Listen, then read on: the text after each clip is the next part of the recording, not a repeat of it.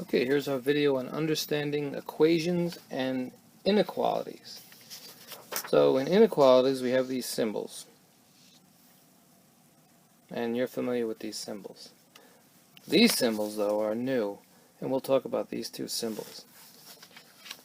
So in inequalities we can have true statements and false statements, right? In any equations we can have true and false statements. So here it says 5 is greater than 3. We know that's a true statement. But 5 can't be less than 3, so that's a false statement. So we'll deal with true and false statements. Now, if we have an inequality here where it says 12 is less than m, we don't know what m is, but we know it has to be greater than 12. It says it's greater than 12. So m could be 13 or 14 or 15 or any number to infinity. And it could be a decimal too. It could be 12.1. So when we solve inequalities, they're the same as if we were solving algebra equations with equal signs, right? So here it says 3x is greater than 9. So again, we want to isolate the variable x. Whatever we do to one side, we want to do to the other. And the reason why we're dividing here is because 3 times x is multiplication. We want to do the opposite operation. So we divided 3 on both sides. And here x is greater than 3. Now x has to be greater than 3. It can't be equal to 3. So x could be 4 or 5 or 6. Again, any number greater than 3, even decimals. Now here's that symbol I was talking about earlier. This says 4x is greater or equal to 40. So when you see this symbol here, greater or equal, that line on the bottom means or equal to. So again, when we divide this out, x now could be greater than 10 or equal to 10 to solve this inequality. Okay, so 4 times 10 is greater or equal to 40. So 40 is equal to 40, right? That's why we have this symbol here, greater or equal to. Now, when we do inequalities, we need to know what some of these statements mean. This says Henry is at most 12 years old. So just by reading that statement, we know Henry can be 12 years old, but he can't be older. He's at most 12. So we know he could be younger, so we use H for Henry. So Henry, we'll put a 12 there, he can be 12, but he can't be older, so he could be less than 12 or equal to it. So we use that inequality sign. And sometimes you'll see it like this, right? So Henry is at most, remember this word most, 12 years old. He can't be more, but he can be less. See if you can do this one. Dan is at least 10 years old. How would you do that statement? So, at least, that's the key word, right? He's at least 10. So we'll put a D for Dan and put a 10 here. He can be 10. That's the least he could be, but he could be older. Dan could be older than 10, but he also can be 10. So he's greater or equal to 10. So again, we talked about true and false statements. 4 plus 5 is greater than 9. Is that a true or false statement? Well, 4 plus 5 is 9. So 4 plus 5 equals 9. It's not greater than 9. So this is a false statement. If we put the line here, then we would have made it a true statement. It would be true if we put the line there. So then we would say 4 plus 5 is greater or equal to 9.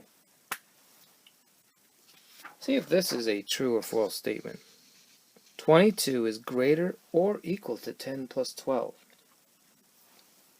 Well, 10 plus 12 is 22. So 22 is greater or equal to 22. This is a true statement. So we have to look out for true and false statements. Now let's try to solve some inequalities. Here's an inequality with a fraction. We want to solve these the same way we would solve regular equations with equal signs. We want to isolate the variable. In this case, the 40 is in the way, so we're going to divide the 40 on both sides. And we're going to make this complex fraction. This is 1/3 divided by 40. Remember, when we divide, the top number comes first. So it's 1/3 divided by 40. And we always put a whole number over 1. Right? And of course, with division, this becomes an equal. This becomes multiplication. And we have to flip the last fraction. So G here, remember the inequality sign. G has to be less than 1 over 120. So when you do these, remember, it's not equal. We have to look out for the sign. Let's see if you can do this one.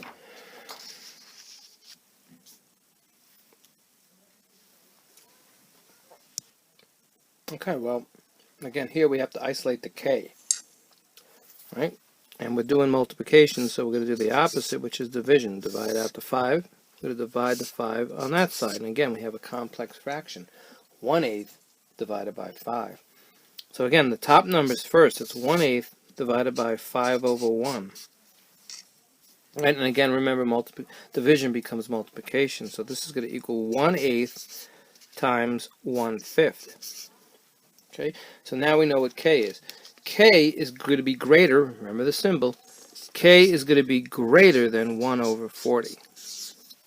Okay, let me give you another one. What if I gave you 1/2 f is greater or equal to 15? How would you do a question like that? Okay, again, we want to isolate the f, so we're going to divide the half on both sides. That crosses out. Whatever you do to one side, do to the other. Now we have a complex fraction here. We have 15 divided by half. Okay, so we have 15 divided by half, right? So when we have 15 divided by a half, 15 comes first because 15 is on top, right? So we want to do 15 divided by a half. We have 15, right, over 1 divided by half, right? And again, this turns into multiplication. Right, so then we would get 15 over 1 times 2 over 1, and now we know we have 30. That's what our answer is going to be, 30. So if we go to the original question, 1/2 f is greater or equal to 15, we now know that f has to be greater or equal to 30. So it could equal 30, right? And it makes sense. What's half of 30? 15. So f could be greater or equal to 30. Okay, let me give you one more. Let's say I had 3 plus m is greater or equal to 12. Right?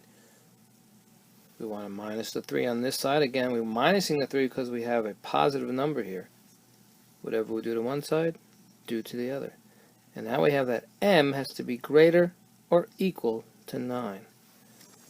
So m could be 9. It could be 9. Could be 10, could be 9.1. It just has to be greater or equal to 9. So it can't be 8. Remember, m can't be 8 because it's greater or equal to 9. Okay, here we have a division inequality. This is saying y divided by 3 is less than 10. Or a number divided by 3 is less than 10. And since we're doing division, we want to do the opposite. We want to multiply. So we're actually multiplying. So 3 times 10 is 30, so we can answer this right away. We know that y has to be less than 30. Right, so 30 divided by 3 equals 10, so y has to be less than 30 for this to be solved. So y could be 29, could be 28, could be 27, could be many things less than 30.